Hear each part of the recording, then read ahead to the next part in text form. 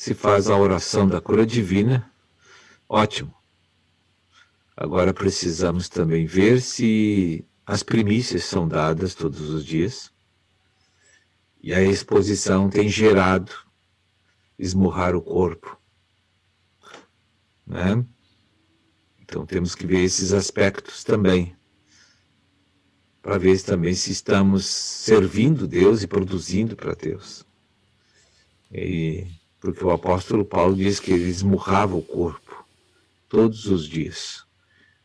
A gente só esmurra o nosso corpo, que isso é uma linguagem figurada, e quer negar a vida da alma, se a gente está servindo Deus. Se não está servindo Deus, não precisa negar. Agora, servir Deus é colocar o governo, o comando do Espírito para fazer o que Deus quer e não o que eu quero.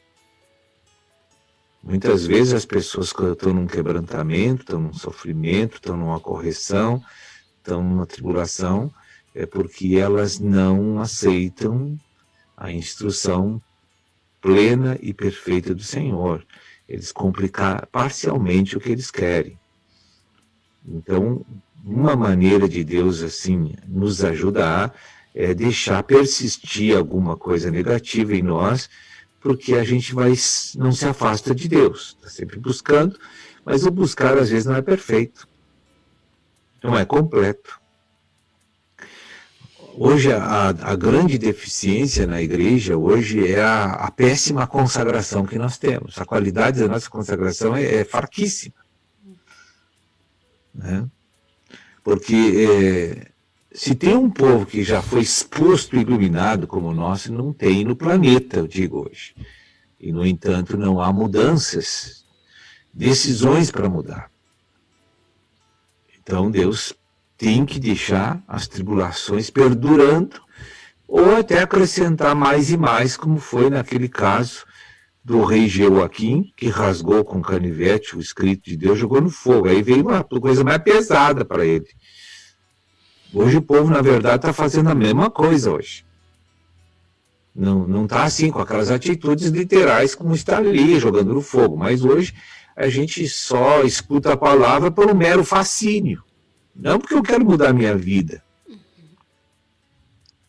Eu gosto de revelação, eu quero ouvir as novidades, mas nunca as novidades aparecem em suas atitudes, né? Quem não ganha alma continua não ganhando as almas, porque Jesus sempre quer ganhar almas. Quem não cuida dos irmãos para crescer, é porque o Jesus sempre quer cuidar e fazer todos crescer. E se eu não amo o próximo e não estou ajudando o próximo, então Jesus não está no comando da minha vida, porque Jesus sempre está ajudando o próximo e amando o próximo. Então, as tribulações e os sofrimentos às vezes perduram por anos da nossa vida, por não estarmos entendendo que